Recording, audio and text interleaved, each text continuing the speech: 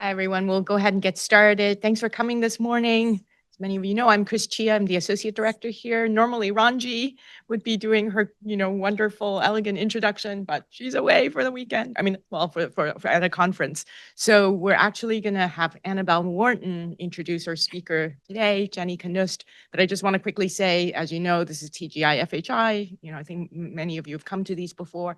The sort of spirit behind this series is to have our own faculty give talks that they might give at another institution that we very seldom actually get to hear here. So anyway, so thanks for coming, and I'll end here. I'm Annabelle Wharton from the Department of Art History, and Visual Studies. And I'm here to introduce my very good friend and beloved colleague, Jennifer Knust. As we're all very aware in the academy at present, we're all under assault.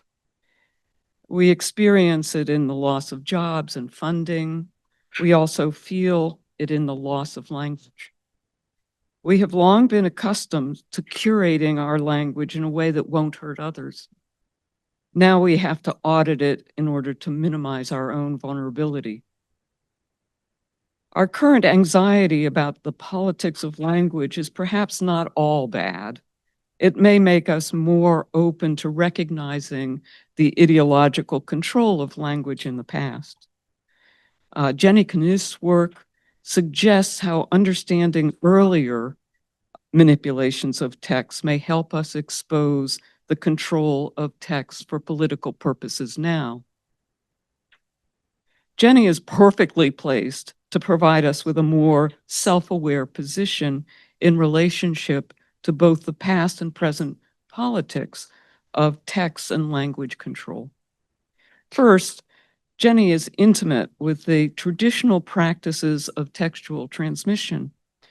Her selection by the Society of Biblical Literature as one of the two general editors of the new revised standard version of the Bible is indicative of her standing as a sophisticated philologist, though I'm sure she cringes at such an identification. Nothing I can assure you is more political than translating the Bible too. So, second, Jenny is highly sensitive to the materiality of texts with which she deals, an awareness generally deeply underdeveloped in textual scholarship. Marshall McLuhan's claim that the medium is the message is illuminated in her work. She recognizes the effects of a text platform on both its production and its reception. That she has been asked to write the chapter, that she was asked to write the chapter on book construction in the production of manuscripts for the Oxford Handbook of the New Testament in Roman times, indicates the discipline's recognition of her status in this area. Third, Jenny is remarkably aware of how thinking is scaffolded by the social and political conditions of its occurrence.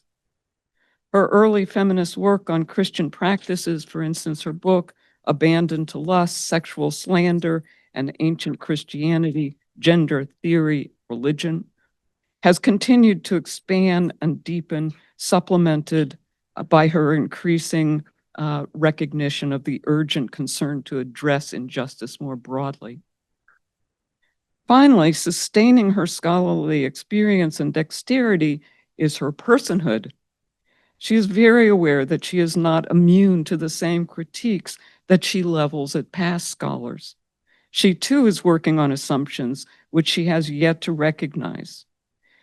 But her recognition of her own limitations is complemented by her familiarity with those dependable apparatuses by which one's own assumptions can be revealed and revised.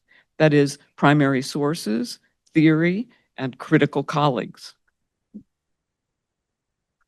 Jenny is a deeply committed scholar and an extraordinarily lively interlocutor.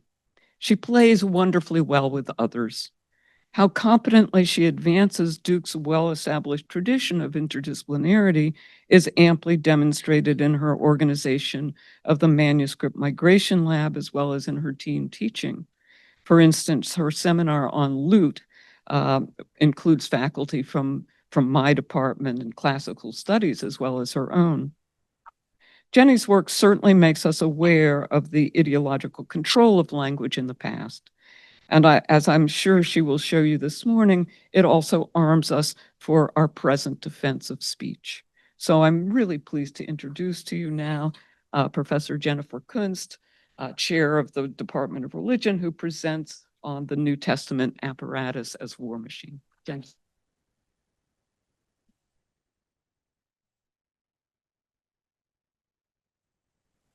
Thank you very much for inviting me to present this work today. I'm very excited to share it with you, especially because it comes out of my work in the Manuscript Migration Lab, and which was supported by the Franklin Humanities Institute. And I definitely would never have written this if it hadn't been for the Manuscript Migration Lab and the work I was doing as a part of that team. So there we are. I just want to have that there to remind myself and everyone else how I got to this particular project. I am not a scholar of the Cold War by any stretch of the imagination. And when I fell into this project, I was very annoyed by all of the evidence there is. Like, really? I work on antiquity. There's not so much stuff. So charting my way through that was quite a project. And what you have as a handout is the back part of the handout is really my notes, because I was just spinning in all of the information. I couldn't handle it. So I had to just make a chart of like, this happened, then this happened, then this happened, then that happened, just to keep track of it. And I'm showing my work. The other part piece that's in the handout at the beginning is kind of a little academic autobiography of how I got here. I had written a piece. Oh, here's my other big long list. And I hope many of you here will see your names, because you're here and you helped me so much. And I know that those I don't know as well who are here today, please tell me what I should fix, and like things I might read and stuff I've missed, because again, I am far from a scholar of the Cold War, and I would be so grateful for anyone to tell me what I need to fix. So thank you. But I started this project on what I called textual nostalgia back in, I guess, 2018, maybe. And in the process of thinking about these manuscripts and how they move in the 19th century, I was at that very same time reading Svetlana Boyn's work on nostalgia. And it occurred to me, and I don't know why this didn't occur to me before, that what I was dealing with here was a case of nostalgia. And not only that, a particular kind of nostalgia, the kind that she describes of, where you sort of invent a past in order to serve the present in ways that flatten that past and assert it and claim it for your own. And I'm like, okay, that is what's happening with these manuscripts.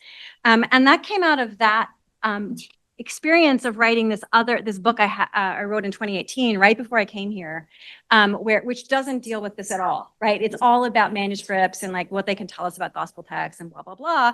But in the process of writing that book and writing this piece that I got asked to write, I'm like, wait a minute here. So that's what sort of started it. And then from there, I went on and got working on the questions of textual multiplicity and the critical apparatus and the issue of textual plunder. And so that's how I ended up where I am. The other thing about the handout that I want to point out, in addition to showing my work with all the dates, is there are a couple times when I don't like to put text on slides, like a lot of text here. So there were 2 moments when I wanted text, and that is like above where you'll see archives and documents. So when I get to that point, archives and databases are like what also showing my work. And then when I get to the end of the talk, these 2 texts, both the mission statement and the Textus Receptus piece, that will become clear why I'm telling you about that. Okay. That's the handout. And now I'm just going to go ahead and read this paper that I wrote over the summer with Annabelle's help. I know Annabelle has already heard or read this paper, although I changed it a tiny bit since then. So, and again, I really invite anyone to give me feedback and help me make it better. I would be really grateful. Okay. On November 6, 2023, I received an email from Dan Wallace, CEO and Executive Director of the Center for the Study of New Testament Manuscripts in Plano, Texas, entitled "A Fireproof Message in a World on Fire." He asked and then answered the question, what happened in October? not just a dysfunctional Congress, but also the torture and slaughter of women and children in unspeakable ways when Hamas invaded Israel. The war is escalating while ethnic and religious tension spreads from country to country like a plague. All our eyes are on the Middle East with side glances at China, Taiwan, Russia, and Ukraine. What is an appropriate response to this world on fire? Why, the digitization of Greek New Testament manuscripts. The possibility of unique handwritten copies of the scriptures becoming casualties of war before they are ever digitally preserved looms large. The Greek New Testament manuscripts in just the war zones and adjacent countries number well over 1,000. CSNTM has digitized only a small fraction of these. That's the quote from the email.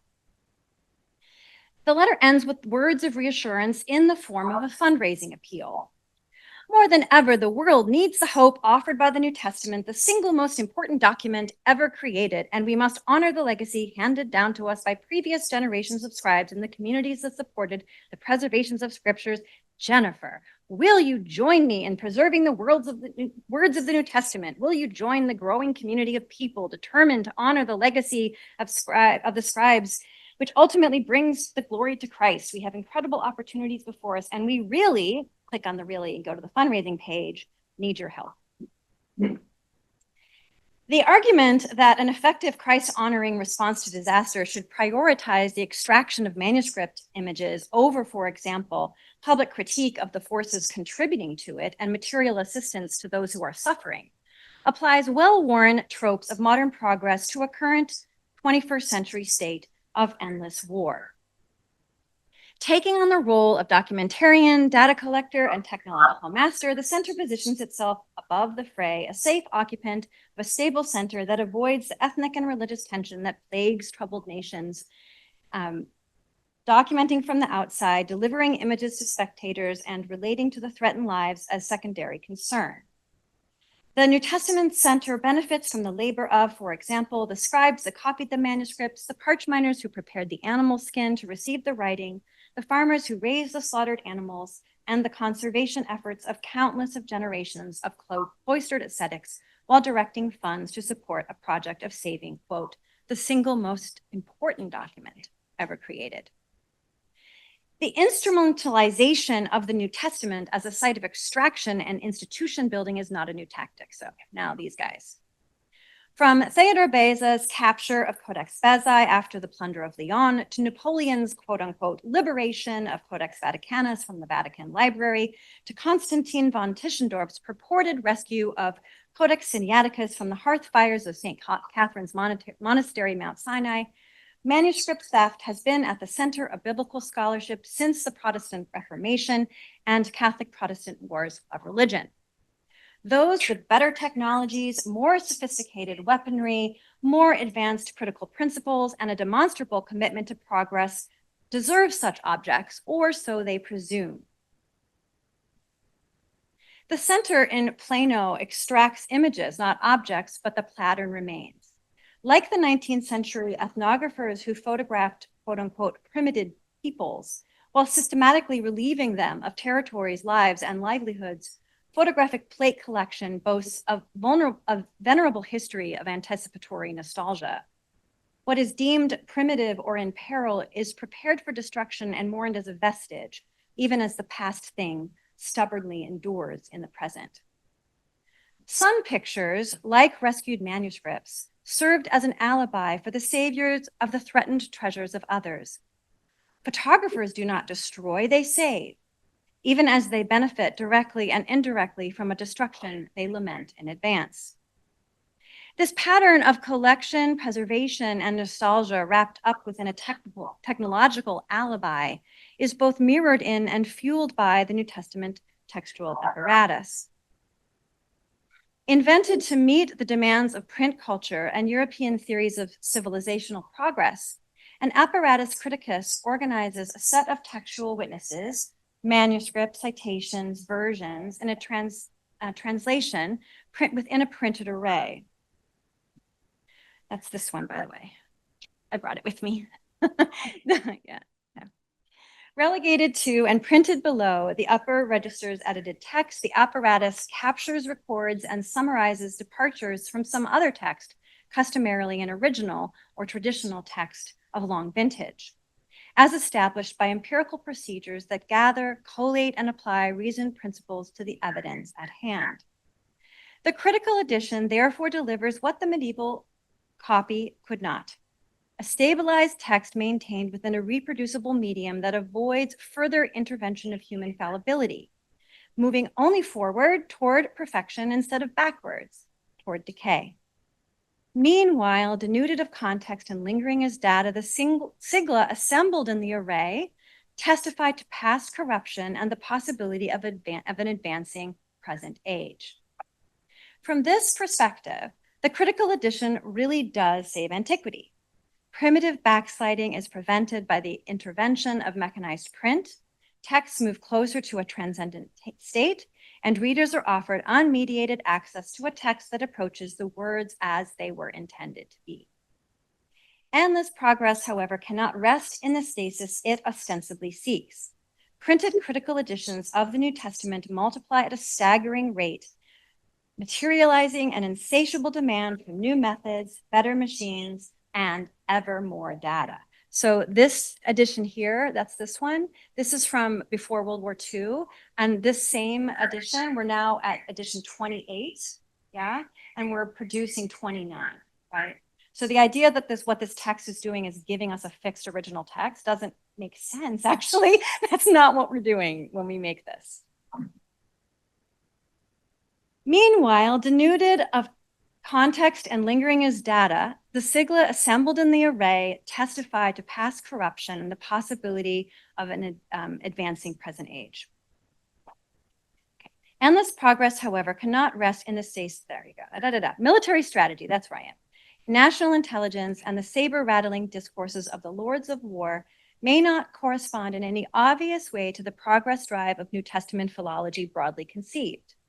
Even so, extractive resource hoarding and mechanized detachment operates within a logic of progress at any cost, a moral march of modernity that tracks success and safety by measuring not what is lost, but instead what is gained. Information, velocities, and estrangement, in this case from the error-ridden imperfections of texts copied by the human hand. Focusing on one fraught history in the moment in the history of New Testament apparatus design, this essay tracks the involvement of the apparatus in the construction of the infrastructures, epistemology, and practices that developed in the context of the Cold War, a period of global realignment within a new world order defined by what President Dwight D. Eisenhower named the military-industrial complex. In the aftermath of World War II, the authority effect was up for grabs. And educational, military, industrial, cultural, political, and theological entities labored mightily, together and apart, to gain a piece of that effect for themselves.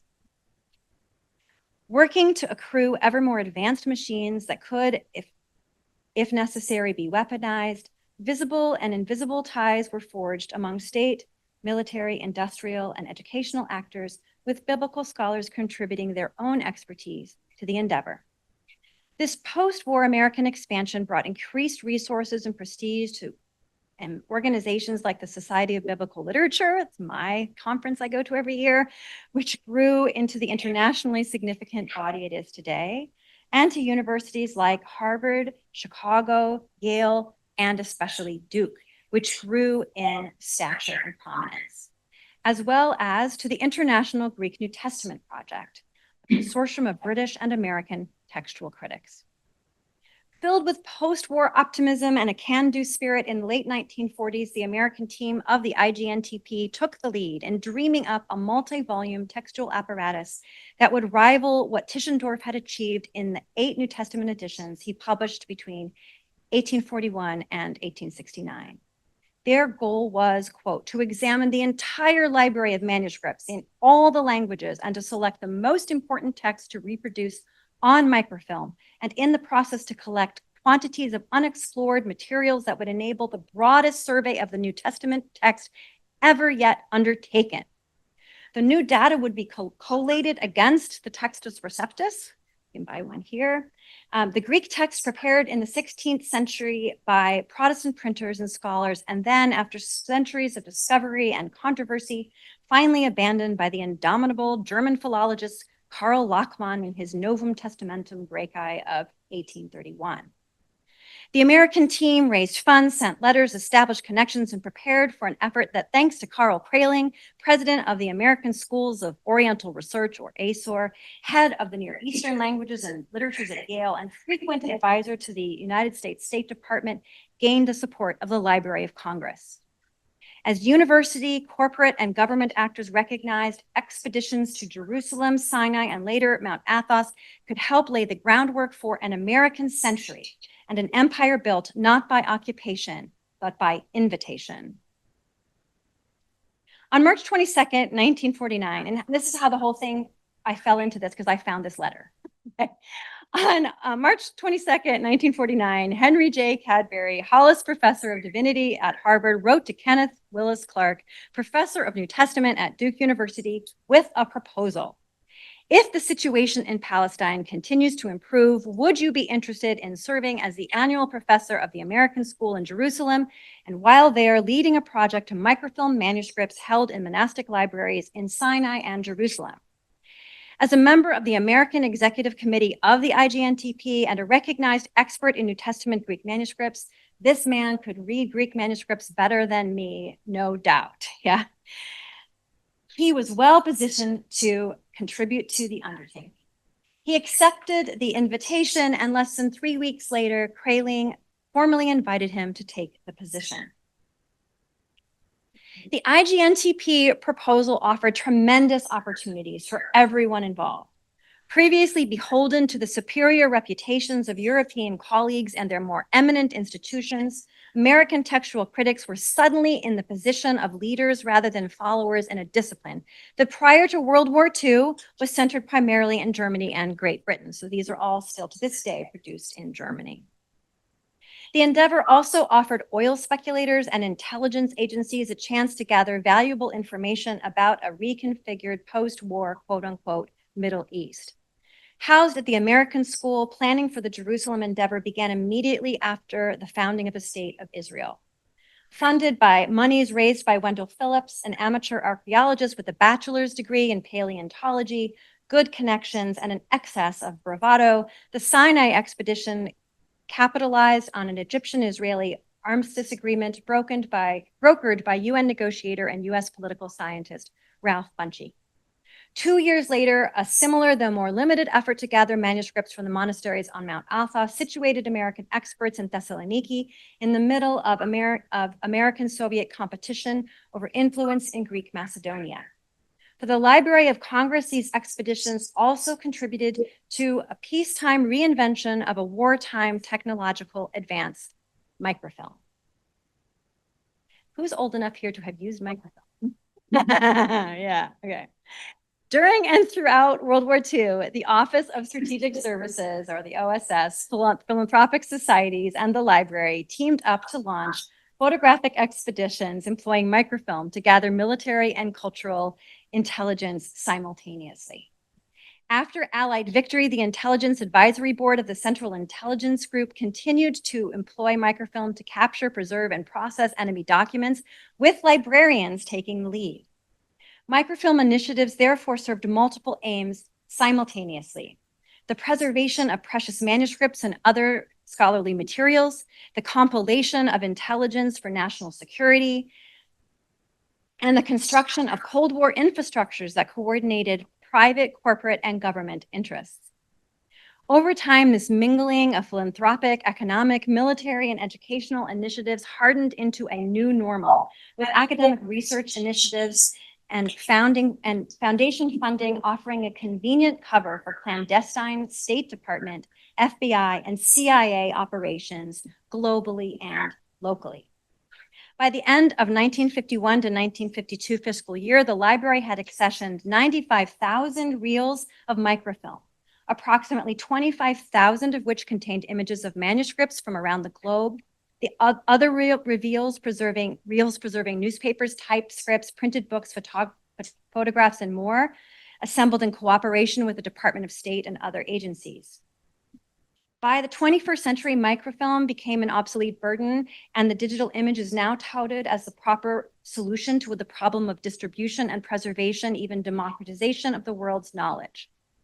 For decades, however, microfilm, not digitization, was hailed as the most advanced form of information storage and cultural heritage preservation available. With the mission secured and Clark on board, planning for the journeys to Jerusalem and Sinai began in earnest in April of 1949. Kraling confirmed that Clark would be appointed annual professor at the Jerusalem School for the forthcoming academic year. Wendell Phillips reached out to contacts in the State Department, the Navy, the newly formed Central Intelligence Agency, and Gulf Oil. Werner Clapp of the Library of Congress sought a photographer to accompany Clark and coordinated with intelligence agencies to locate equipment and personnel. On May 3rd, Kraling updated Clark on their progress.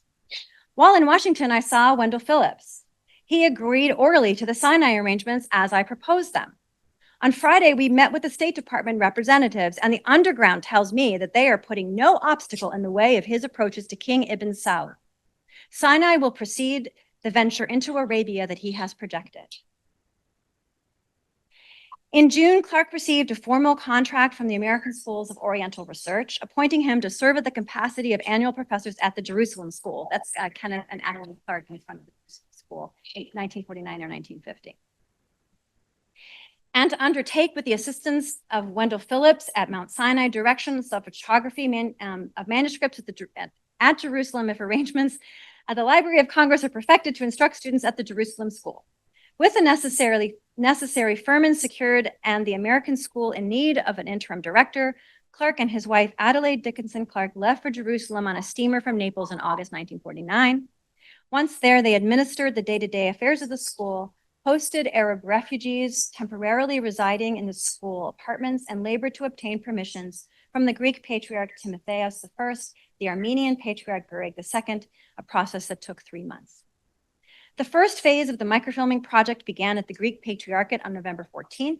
Then, after a month of intensive work, a short week at the Armenian Patriarchate, and with necessary Sinai permissions in place, Clark and his entourage moved the operation to St. Catherine's, filming manuscripts from January to July before returning to Jerusalem in August for a final push. The Clarks returned to Durham at the end of August 1950, and the work at the Jerusalem Patriarchate was finalized in October and November by Lucetta Mowry, professor of archaeology and later dean of Wellesley College. This flurry of activity in Palestine, Egypt, and the United States coordinated multiple actors, gathered specialized equipment and experts prepared to use it, and demanded a significant outlay of material as well as financial resources. The oil industry contributed to the effort, whether or not King Ibn Saud was amenable to Philip's initial task. The equipment necessary for the Sinai portion of the expedition was delivered to Cairo on the Ras Al Arda, pictured here, a massive oil tanker built in 1949 by the Sun Shipbuilding and Drydick Company of Chester, Pennsylvania, for about 5 minutes, the largest oil tanker in the world. As a member of an anthropological and archaeological team from the University of Southern California's Africa expedition, Phillips was already experienced at combining pseudo-academic research with oil prospecting and clandestine intelligence gathering. By 1953, he was also actively pursuing oil concessions in Sinai.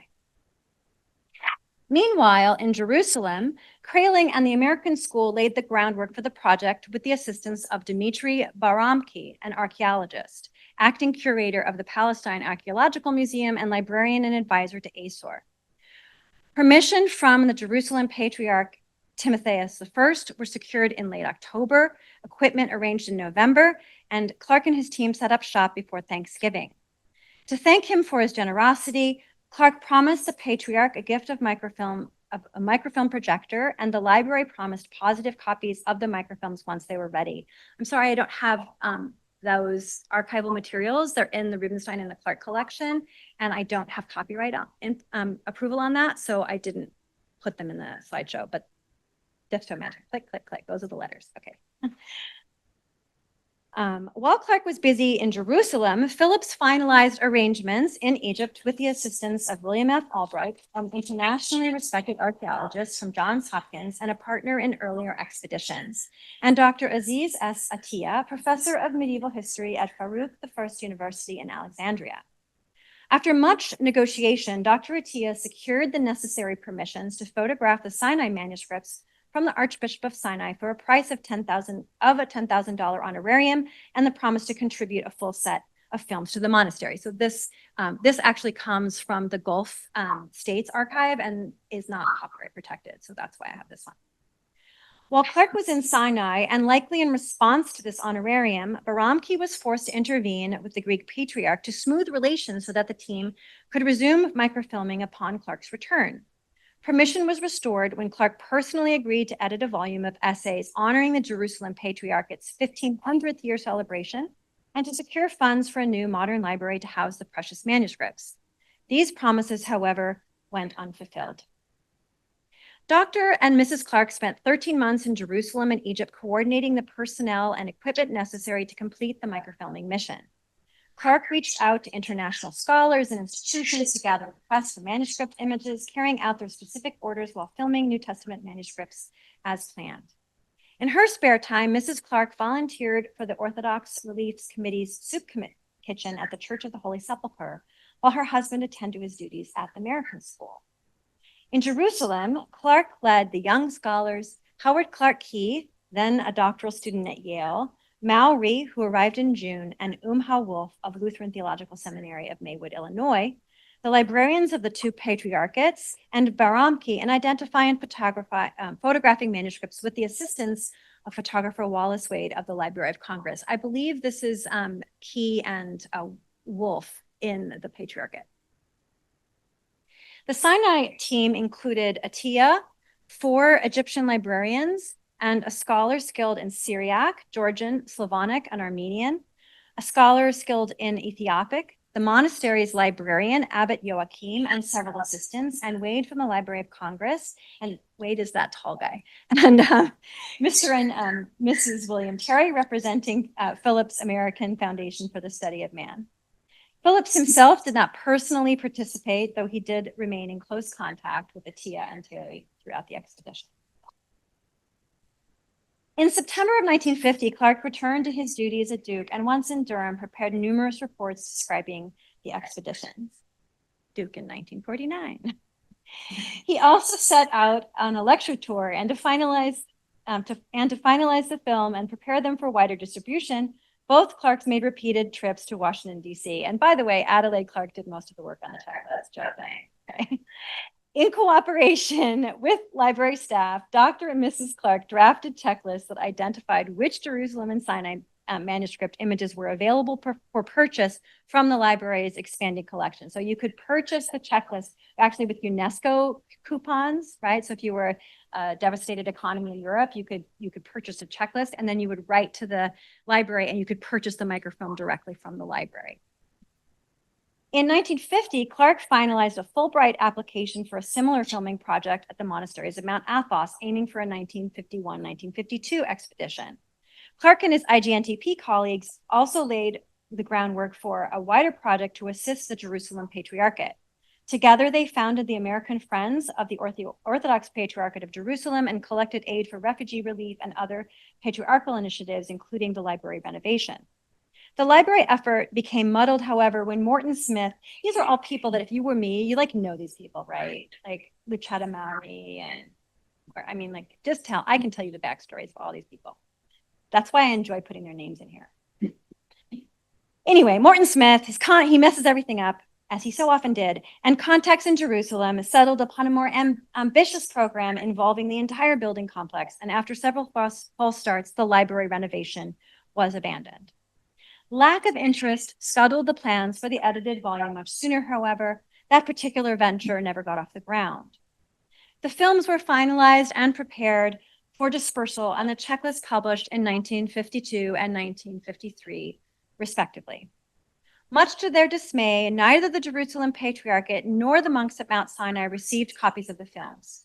The library, ASOR, IGNTP, and the American Foundation could not recall. By 1951, partners to the Sinai expedition had moved on. Friendly relations also soured between Clark on the one hand and Phillips, Wade, Terry, and Atiyah on the other. Phillips transferred his particular mixture of archaeology, oil speculation, and intelligence gathering to Yemen, then the British Aden Protectorate. Fun fact, he was the model for Indiana Jones. And then, after infuriating his Yemenite hosts, he moved on to Oman, where he extracted both artifacts and the first of many oil concessions. In the 1970s, at one point, he was the richest man in the United States of America. Accompanied by Wade and Mr. and Mrs. Terry, Phillips' excavations in Wadi Bayan resulted in an impressive haul of ancient and looted artifacts, as British intelligence reports suggest. Snubbed by Clark, Atiyah returned to the Library of Congress, this is his book, and the American Foundation for the Study of Man for support, publishing an account of his personal discovery of Codex Arabicus, in fact, quote unquote, discovered. It was there all the time by Margaret Gibson in 1901. There's another story there. And his own checklist of Arabic manuscripts from Mount Sinai. The brief confluence of interests that had brought New Testament textual critics, manuscript scholars, and intelligent entrepreneurs together in Jerusalem and Sinai came to an end. Still, the IGNTP and the library had another expedition in sight. If you have time, I brought Collier's magazine over here, and you can have a look at the glossy magazine articles about the wonderful things that Wendell Phillips and his partners were up to when they were in Yemen and Oman. The Holy Mountain. An even more extensive initiative was planned for Mount Athos. Clark invited his former student, Garrett Biblical Institute professor and IGNTP colleague Ernest Saunders to join him in the Fulbright application, and together they planned to spend the academic year 1951-52 in Greece. When the application was rejected and with potential funding scarce, Clark, Kraling, and the IGNTP lowered expectations and reapplied in 1951 for the 1952-53 season. In a surprise development, Clark's application was again rejected, but Saunders was approved. Shocked, Clark wondered to Clapp if he had been blackballed by the State Department. Merrill Parvis, nicknamed Pomp, executive secretary of the IGNTP and professor of New Testament at Emory, and the rest of the team had to settle for what they could get. With the manuscript's want list in hand, Saunders left for Greece in the fall of 1952, stopping first in Athens to secure letters of recommendation from Greek colleagues and then traveling to Salonika or Thessaloniki with his family. From Salonika, he obtained a generator with the assistance of the Greek army, arranged to borrow photographic equipment from the library. It was shipped from Sinai, and met with figures like Staianolis Pelakanides, Dr. Pelakanides, Effer of the Byzantine Archaeological Service. In November, he traveled to Istanbul to obtain the necessary permissions from the Greek Patriarch Athenagoras, and on December 11th, made the arduous trek to the Holy Mountain to begin his work, leaving his family behind. So this is a picture that was taken by his team that's at the frontispiece to the checklist. Saunders concentrated on photographing New Testament manuscripts identified and advanced by their quote-unquote Gregory number, which is a comprehensive numbered list of known Greek New Testament manuscripts compiled by Caspar René Gregory in the start of the 20th century, adopted by Eberhard Nestle, who did this, the editor of this Novum Testamentum Graeci soon thereafter, and then used to this very day in the apparatus, plus a few others specifically requested by various colleagues. While on the site and at the request of the library, he also investigated Russian involvement with the Athos monasteries. In February, he detailed what he had learned from local contacts, the American mission to Salonika, and his own observations in a letter to Werner Clapp, the Librarian of Congress. Pan-Slavic relations between Russia and the mountain had disintegrated after the 1917 revolution and the Treaty of Lausanne, 1924. This is Saunders to Clapp. During occupation, 1942, German Byzantinists traveled to the Holy Mountain on behalf of the Einsatzstab Reichsleiter Rosenberg, the ERR, a National Socialist Special Task Force designated to assess and potentially seize cultural artifacts. So if you're familiar with the Jeu de Paume and the artifacts there, the ERR sees those. And so they were sort of sent out as the advanced team to investigate and take pictures and then decide what to take. In this case, however, they produced this book. They photographed monastic treasures there, leaving the task incomplete. So that's like not even 10 years before Saunders shows up, right? In the new post-war context, Russia was actively seeking to renew relations with their Greek monastic partners, a development that Saunders assumed the State Department was monitoring. The monks had been comfortable with their Nazi visitors, Saunders reported. Quote, incidentally, the Germans were well received. The monks still talk appreciatively of their visit, but they remained highly skeptical of the current Greek government. Perhaps, he concluded, a wider American mission to Athos would ensure a more favorable reception for the United States and serve as a counter to Russian resurgence. Out of money and time, Saunders brought his work to Athos to a close on May 24th, 1953, though both he and the IGNTP hoped to return. In 1954, Clark succeeded at winning a Fulbright, but for a residency hosted by the John Rylands Library and the University of Manchester, and not American contacts in Salonika. Saunders prepared the microfilm for publication and distribution, adding his descriptive checklist of selected manuscripts in the monasteries of Mount Athos to Clark's checklist in 1957. So there's all three of them. This more limited catalog lists inventories of Athos images available at Harvard, the IRHT in Paris, the Deutsche Akademie der Wissenschaften in Berlin as well, an implicit acknowledgement of the limits of what he had been able to accomplish.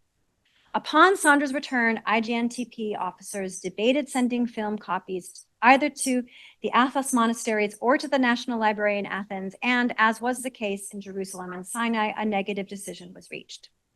Instead, the executive committee approved $500 for the purchase of direct aid, though accumulated IGNTP debt called even this gift into question. I'm not sure it was ever delivered or not. I haven't been able to figure that out in the archive. The era of library-sponsored IGNTP coordinated visits to monasteries had come to an end. Despite setbacks, work on the apparatus continued apace. Additional microfilms were acquired, including some 50 manuscripts from the USSR that Clark secured with the help of the State Department. He had wanted to go there, but you can see this in the Clark papers, those efforts were foiled, so instead the State Department collected them for him. And others gathered in Italy by J.A. Spranger, a British member of the IGNTP. People, I'm just going to skip through this. I'm assuming that this audience doesn't care about the apparatus as much as I do. There's a lot I can tell you about it, about how they borrowed all the sigla. The main point is they produced this finally in 19, let's see, I've got my date here. It's in the 1970s. So I'm skipping ahead. Okay. Mm-hmm. Yeah, so they produced this circular from their research, and in the circular on all these, under these numbers, are many of the manuscripts they microfilmed in Jerusalem, and Sinai, and Athos, as well as others they had gathered with the help of the State Department, and then others that had been sent to them with the intervention of the British team, particularly. So that's what all of these numbers are. They're all manuscripts, right? So they sent this out, the IGNTP, so led by Clark and others, sent this out to colleagues who were also textual critics, primarily in Europe, right? Including this story that I am going to tell you, okay? So they sent this out, and less than a year later, and in a startling turn of events, the German textual critic Kurt Aland published a scathing public review of this pamphlet in New Testament Studies, the flagship journal of the European-based Studiorum Novi Testamenti Societas, the SNTS, which I am a member of. Aland's objections were ethical and devastating. The method of selecting manuscript evidence, he argued, was unclear, even haphazard. The versional evidence was improperly interpreted and used. The decision to print the Textus Receptus at all, that's what's in the main text, is this the 16th century text, yeah. A 450-year-old text, this is me translating him from German, text form that modern New Testament scholarship has argued against for as long as it has existed, misrepresented both the text and the state of text-critical Wissenschaft. Founder of the Institute for Neutestamentliche Textforschung at the University of Munster, where I was a Humboldt Fellow, Aland was also assembling a collection of microfilm images. So this is an image of like a vitrine at that museum, at the Institute, where you can go and see a little model of his car and his actual camera. Okay. Yeah. He had recently edited the 25th revised edition of Erwin and Eberhard Nestle's Novum Testamentum Graecae. So as a follow-up to this one, it was published in 1963, and forever after known as the Nestle Aland. It's no longer the Eberhard Nestle and Aland. Now it's the Nestle Aland edition of the Greek New Testament that we're all supposed to use. He was preparing to publish an even more accomplished 26th revised edition. And remember, we're now looking at 29. In a public address to the annual SBL meeting in 1968, he announced the INTF's initiatives to the American audience, explaining that he and a team affiliated with the United Bible Societies and the Pontifical Biblical Institute would soon prepare a more systematic and convenient pocket critical edition with the medieval Greek evidence included below the text in an apparatus and under the siglum M for majority text. Remember, yeah, there we are. So they got to work on this project, and so that's 1968, they announced it.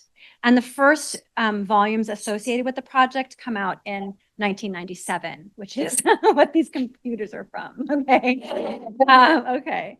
Meanwhile, you can imagine that Aland's intervention put the kibosh on the IDNTP's project for a long time. And so their edition only came out in the 1980s, and if you want to see it, it's over here. That's just volume 1 of it. So finally, the Aland editions first came out right after the IGNTP editions. These editions are now sort of sitting in the Library Service Center at Duke, and nobody really uses them. Okay. I'm gonna skip ahead. War Machine.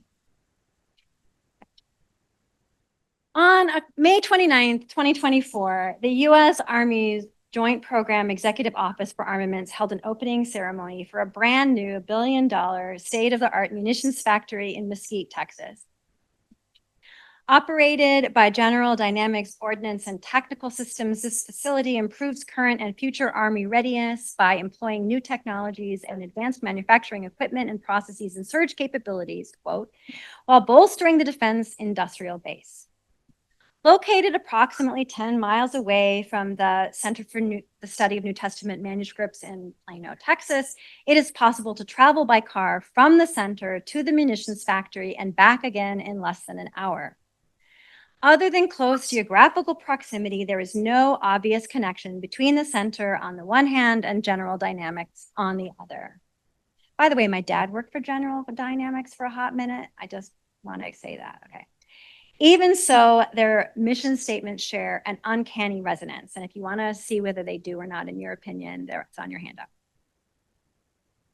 In these statements, preservation, empowerment, progress, and community brought about by advanced technological systems present as common sense values towards which every New Testament related institute and armed manufacturer should aim.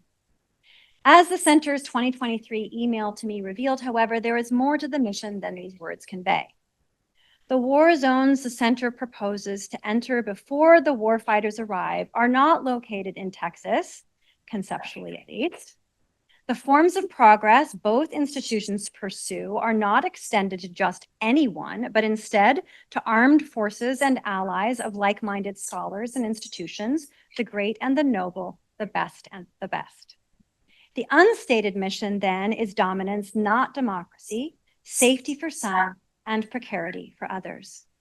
Indeed, both institutions implicitly require precarity. Without it, the forms of protection they offer are irrelevant. Footnote, Annabelle Wharton. A model arranges and in the process distorts the reality to which it refers. As a model, the New Testament's Apparatus Criticus has ordered a vast material array. Within an array placed below a text that prints a desired referent, the original or initial text in the upper register, that would be the INTF edition, so this, yeah, or gestures towards that desired thing conceptually, that would be the IGNTP, Luke, which printed that 16th century text above. Yet as the decades-long quest to produce a new Tischendorf illustrates, The aim of this model cannot possibly have been that text. To this day, an original initial text remains just forever out of reach. What then or also does the apparatus achieve? During the early Cold War, the work of the IGNTP and its partners advanced American careers, placing scholars, entrepreneurs, and the Library of Congress, and Duke, frankly, at the center of a global information marketplace, with the United States at the helm. Images were taken, artifacts extracted, oil drilled, and intelligence gathered, with foreign libraries left behind to care for their treasures, the treasures they tried to protect if they could. As the checklist and the editions boldly announced, these libraries and their custodians were never the point. Written in English, the lists are prefaced with fine stories and designed as purchasing guides for European and North American experts. Only a scholar with a ready access to a library filled with critical editions of patristic writings and versional evidence, as well as years of experience and training, could ever hope to move from the IGNTP's edition of Luke, or frankly, any other Western critical edition, back to a manuscript. My own students can't do it. Yeah. With no copies of their own to share, the microfilm and the downloadable digitized images they have become advance the interest of those involved in their acquisition, not of the patriarchates and monasteries from which they were taken. Saving the New Testament, not necessarily the people, has been a motto of manuscript hunters for 500 years, whether they are taking manuscripts, collations of manuscripts, or pictures of manuscripts. Yet the precarity of certain New Testament manuscripts and people is not accidental. Human actors manufacture surge capabilities. Others try those capabilities out. Still others document and measure the deadly success of the latest technological advance, purchasing an illusion of safety for those lucky few who suppose they deserve it. Conscripted into a sigla array within an assembled army, within an assembled array, a manuscript can be crushed into ammunition, a method into rhetorical weaponry, and hoarded images a stockpile in a battle for recognition, supremacy, and copyright.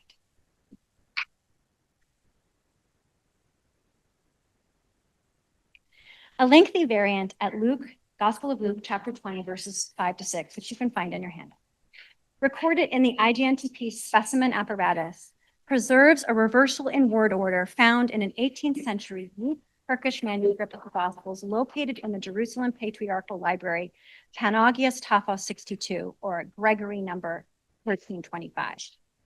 The 1873 Textus Receptus, which was the base text for the Luke edition there, reads, "If we answer heavenly origin, Jesus will say, 'Why then didn't you trust in him?' But if we say human origin, all the people will cast stones at us, for they are convinced that John is a prophet."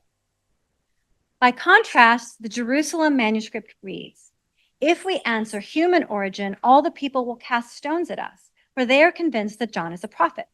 But if we say from heaven, Jesus will say, 'Why then didn't you trust in him?'"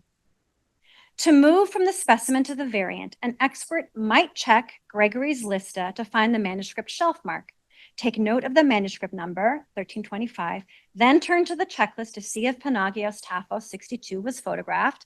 It was. And in Clark's day, the expert would then order the microfilm from the library to check the reference. Nowadays, an image with the reading can be viewed among the library's digitized collection, right? So all of the microfilm has been digitized.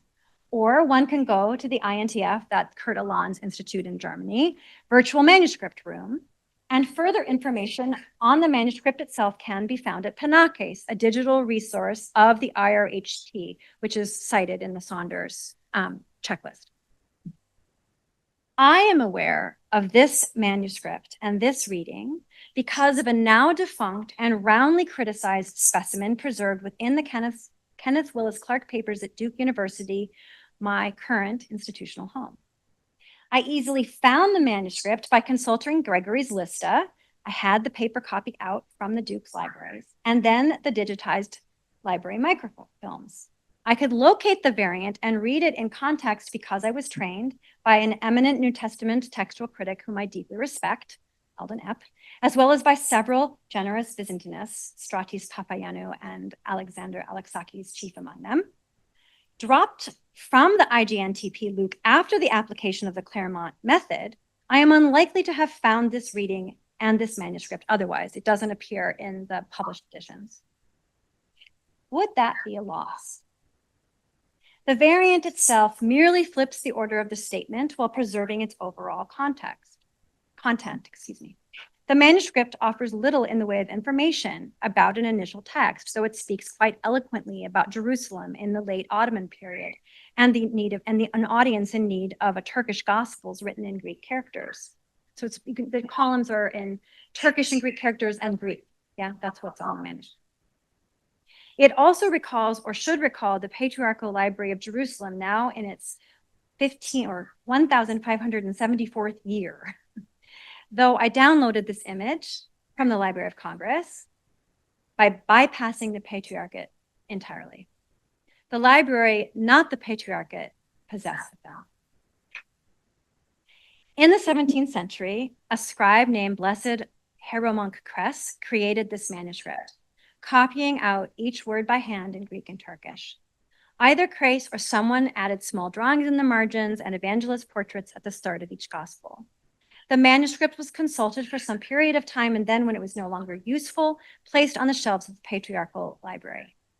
In 1949 or 1950, Clark, Wade, Mowry, and/or Key filmed this manuscript and sent pictures to Donald Holmes, chief of the library's photo duplication service.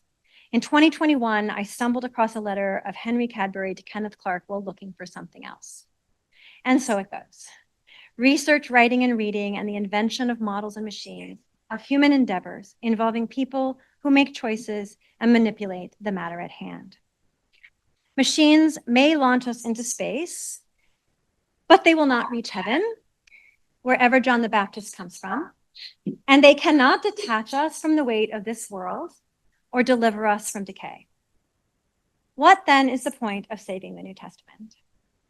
Neither the New Testament nor images of the New Testament can save me from my accountability to others and from the histories of what I have done. I make the choices that lead to destruction or preservation. I build libraries and tear them down. I make and keep promises or fail to recall that promises were made at all. And I decide to what and to whom I belong. Mechanized detachment is not progress.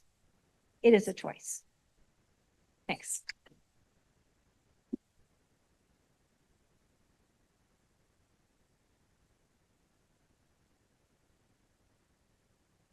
There we have it.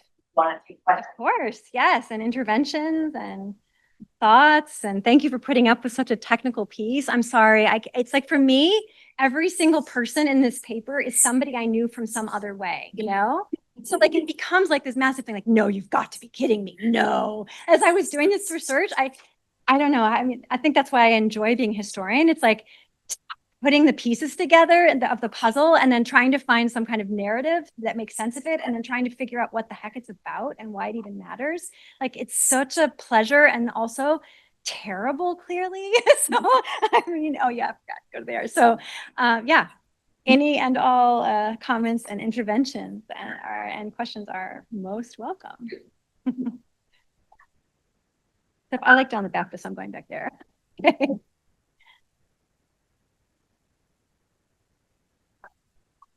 Yeah. You go first. Oh, my question is very. Oh.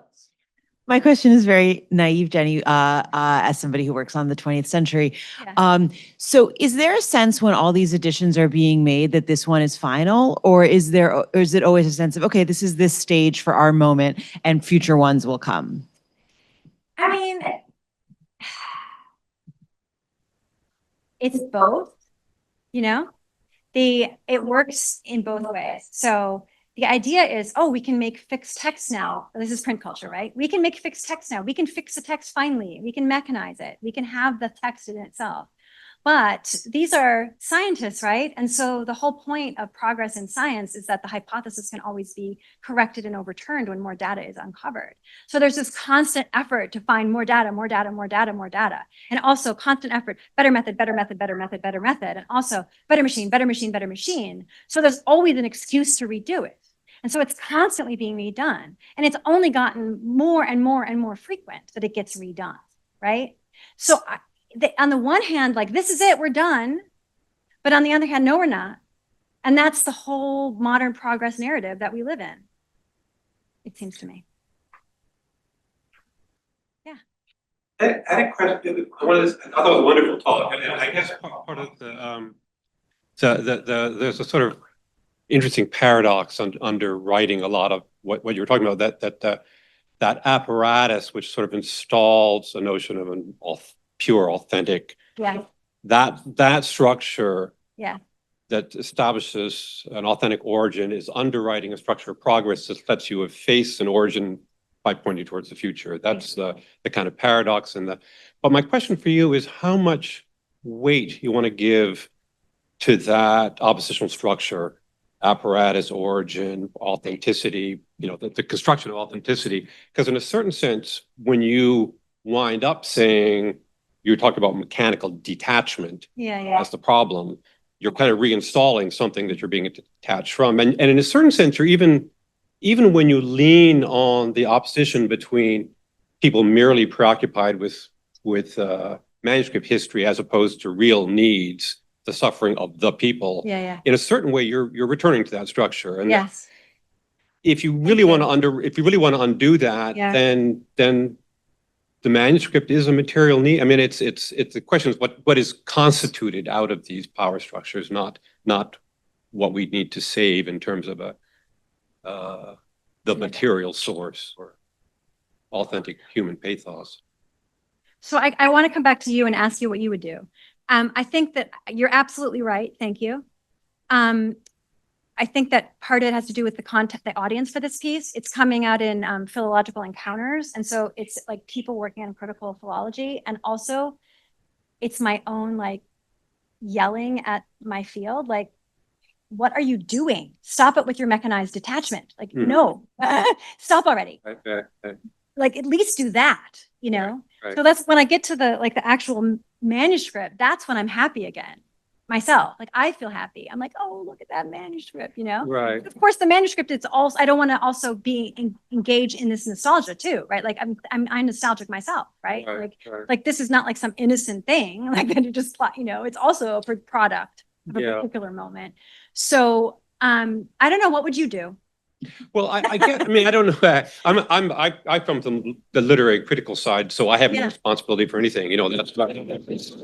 That's why I chose that field. But I guess the question might be not so much mechanized, therefore bad. But is your apparatus serving to efface not an origin, but the very structure of power by which you're establishing this? That is, is it effacing the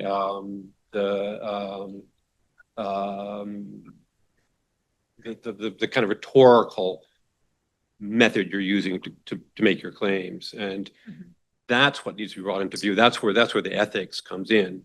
Not around not around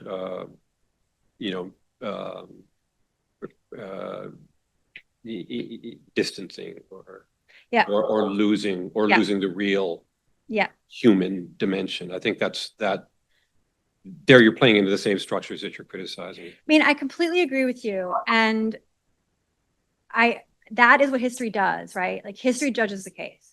History is an epistemological project that sets up evidence and puts in witnesses and has bad guys and good guys. Like, that's what history does.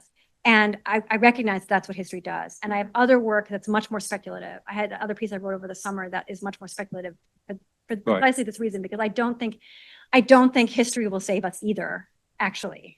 But at the same time, I guess I'm having that moment, like the Cedric moment, like, we should have reparative reading, but by the way, here's the most paranoid essay I could ever write. So I'm like,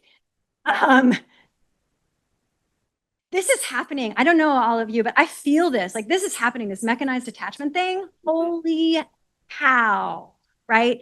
Is that running the capitalist war machine right now or not? Like, it really is. And I don't know. And I agree that maybe this isn't going to stop it, but I don't know how to stop it. And so I'm stuck. I'm I'm stuck. And there's a part of me that loves the pleasure of the puzzle, you know? Mhm. That's what it's a puzzle. And is it adequate? Totally inadequate. Yes. Mhm. Yeah. Mhm. Yeah. Mhm. Thank you so much. Jenny, that was so lovely. But just since you just said, I don't know how to stop it, I'm curious about your opening quote. Oh yeah, the From Edna. Edna, and I just know, isn't that good? I want to hear you riff on why that was there and what you wanted to do with that. For this reason, right? Like what I really want to be talking about is like poetry and manuscripts, and like what they are. Like look at that guy press, like what he did, you know, like who was he? And I want to think about him and all of that. And it just when I came across this poem, it was actually in my partner Relegating. He had this collection of things and like about modernity and progress, and this poem is in there, and I was like, oh. And it was published in 1956, and I'm like she knew it already, you know, like she said it already, she knew it, and she said it in a poem, and here I am, like making everyone go insane with all of the details that I have to add. Because she knew it in 1956 in a poem that's like this long, you know, but like why is the poem doesn't get through, you know, and neither did this, and I doubt this will make any difference either, you know, so I think that's why I put it there, like. I mean, it goes back to Benjamin, whom I've used in other pieces too. Like Benjamin knew it too. Like they all knew it. We've all known it all along. And yet it just seems to get worse. Right? So that's why she's there. Yeah.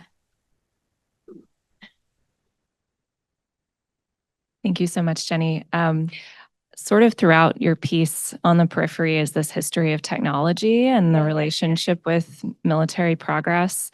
And so I'm thinking about how much of that is something that you would want to engage with and connect in terms of thinking about the ways that these technologies and the military conflicts created the opportunity to actually do these imaging projects. And what does that say about where we are today, right, with technologies? Well, Hannah, this is your area of expertise. I don't know anything about microfilm history. I'm so sorry. Well, I mean, I guess I didn't mean to do this project, you know, I just fell into it. And then I was thinking about microfilm, and I've used microfilm. Like I'm old enough where when I learned how to read Greek papyri, I learned it on microfilm. And then I learned it on hard drives, you know, on floppy disks. And now I just have to go to the TLG, you know, and same with the manuscripts. Like I would go to the libraries or I would look at them in microfilm. And then I started to read about microfilm and I was like, holy cow, of course it's a military technology. Of course, you know, and frankly, like AI, of course it's a military technology, right? And I don't know what to do. I'm just stuck here because I use this stuff all the time, right? I use it all the time. I don't use AI. I absolutely do not. I refuse to. Partly because Google Maps rotted my brain. Yeah, right? Like it totally rotted my brain. Anyway, the stupid maps, I don't know where I don't understand where north, south, east, and west are anymore. I used to know how to do that. So I guess I don't have a proper response to your question, Hannah. I would like to know what to do about this. Yeah. We live in this world and there has to be some way to deal with it ethically. I mean, I had that image of the microfilm decay, right? Which is way back in the beginning, so I won't try to find it. But like, it's a huge problem. Microfilm is like a total friggin' nightmare. Yeah. And now add that to that, all of the iPhones that I've had, right? And all of the laptops that I've had, even since I came to Duke 5.5 years ago, and then put on all the 1997 computers. Like I know those computers. I had one, you know? And so, and it's terrible. And none of us are allowed to talk about it. And that's what drives me crazy. Can we please talk about it? Yeah. Aren't we humanities professors? Isn't that what we're supposed to do? Yeah. Our book is different. Our book's different. Manuscript. It's also technology. It's all language. Yes. But definitely a written language. Yes. Yes. And would you argue that the invention of print culture contributed to the Protestant Catholic worlds of religion? Oh yeah, you know, could you make that argument? Absolutely. And the microfilm. Well, I guess we can have a debate about that. I mean, I don't know. Or the computers. Maybe their computers are the worst thing since print culture. I don't know, but I guess maybe that's what the humanities partly is for me, is as an opportunity. Is that a good opportunity to be reminded of the complexity of life, you know, and the human experience, where it's both and always, you know, and I don't have a better response than that. I personally much prefer a book. I would be much happier touching a manuscript and looking at it at line. I think you learn more from the manuscript when you're actually in the manuscript's presence, and you get the sense of all the people who touched it in a much different way, the animals that were killed in order to make the parchment, if it's a parchment manuscript, or the papyrus that was crushed, etc. Like the ink, the iron gall ink that was made. I don't know, Leonid, what do you think? What do you want to say? You look like you want to say something about it. I prefer manuscripts also. Books, and the library keeps trying to send me digital copies. I'm like, no, I don't want digital. Direct book. Right. Well, frankly, here's my plug. Like, all of us here in the humanities, we all need to teach our students how to use books in the library. Like, please, like I am putting an assignment in now every semester where you have to go bring me 3 books from the library about something, because otherwise our own library, sorry, library, I'm scared, but I'm scared, library, that we're going to get rid of all of our books. I'm really scared about that. So I think you did a wonderful job of showing how the economic and military base is mirrored and referred to by the philological tradition. But I wonder if you could suggest how that tradition of being interested in the New Testament so passionately that it supersedes all human feeling actually returns to affect the military machine. That is, how does the superstructure infect the space? So here we are. Yay, Christian nationalism. Oh, how wonderful, the Museum of the Bible across the street from the Smithsonian. Oh, the, Christian Zionism. Like, this is, and all the way back to, Kenneth Clark, who was a New Testament professor here, and the way Duke and the Duke Chapel, that you've written about so beautifully, that I'm a religious studies scholar, so I would argue that I don't think it's like the New Testament or Christianity in particular that had to give us this. Other religions can do this work too. But religion does a really good job at creating worlds that are so totalizing that one can't see the other side, and so motivating that one goes around and does absolutely horrific things. Religions are really good at that. And the tradition that I was raised in, Christianity, boy, are we really good at that. That is like a really good thing. I mean, we are outstanding at using this religion to build empires, to construct capitalist extractive endeavors, and to do it all in the name of the New Testament. I mean, missionary send. I mean, depending on what I'm teaching. Yes. I don't think it's a particular characteristic of one religion or another, but the resources have certainly proven to be there in the tradition that raised me. And we're certainly living with that right now in ways that I'm hoping to interrupt. I mean, part of what happened, that the Center for the Study of New Testament Manuscripts in Texas, the CEO of that, his name is Dan Wallace, and he is a big member of the Southern Baptist Convention and had been at Baylor before. And the Museum of the Bible, as we know, funded by the Green family and the Hobby Lobby, who own the Hobby Lobby stores, and celebrating the Trump Bible. I mean, we could just go on. And part of this whole rabbit hole started before I came here, when the Museum of the Bible was, when they were collecting those objects, which, as many of you know, probably many of them were looted and had to be returned. And so it's exactly this, right? Like, we send troops to Afghanistan and Iraq and throw it into chaos. Then those objects get looted. Then those objects go to get purchased by the Green family. Then those objects get installed in the Museum of the Bible. Then they're caught by the Attorney General in New York, and then we're like, oh no, we didn't know anything about how they were looted. Like, dude, like, sorry, Green family, but you import billions of dollars of objects from around the world, primarily China, every day, and you didn't know your items were looted and you were like too stupid to figure that out. Sorry. So welcome to this pattern that I somehow horrifically ended up living in the middle of. I was trained as a New Testament scholar, Christian origins, early Christian history, and I didn't know how horrible my field was until I started. And then I'm like, horrible. Horrible. Yes. There's also great things about it, but there's this other horrible part that we have to say out loud, it seems to me.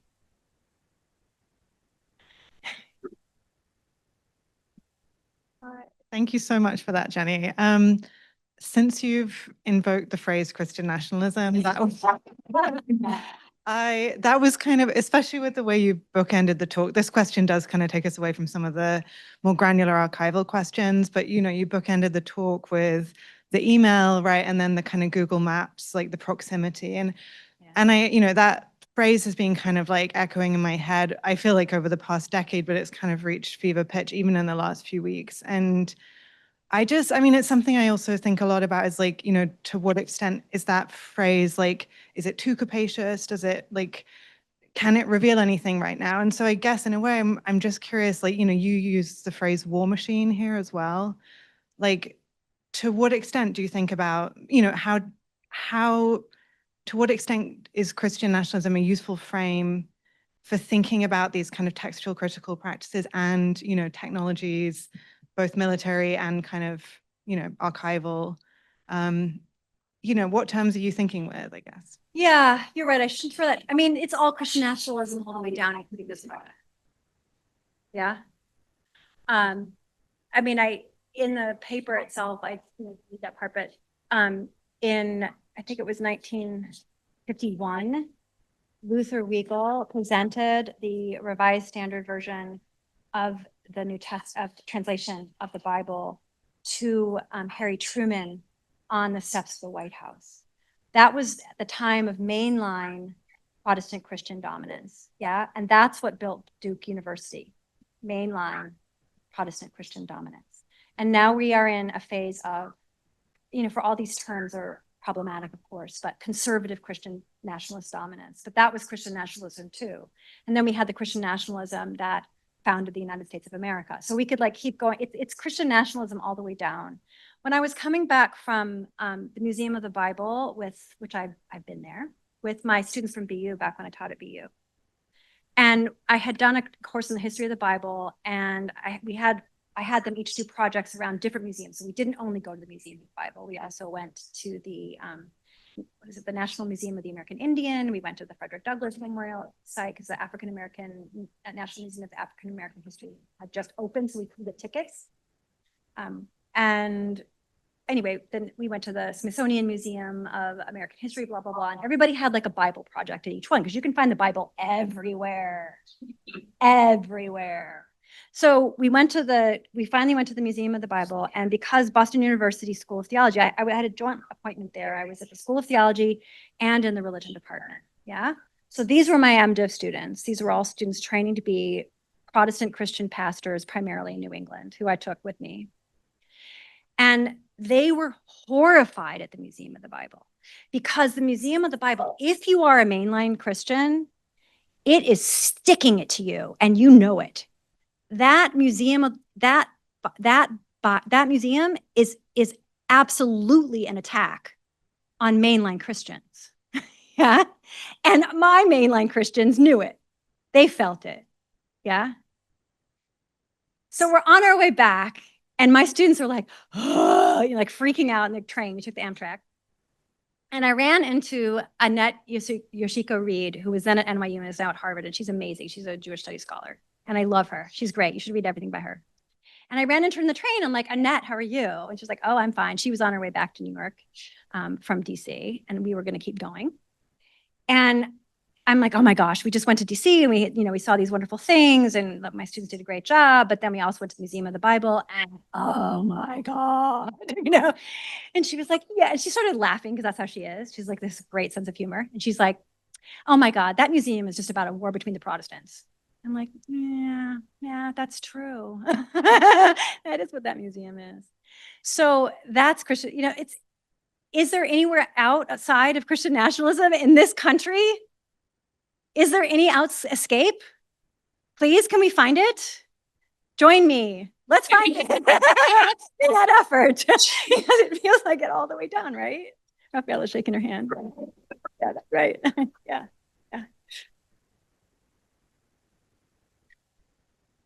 Well, I think we should give Jen right now and thank her for this present. Thanks, everybody.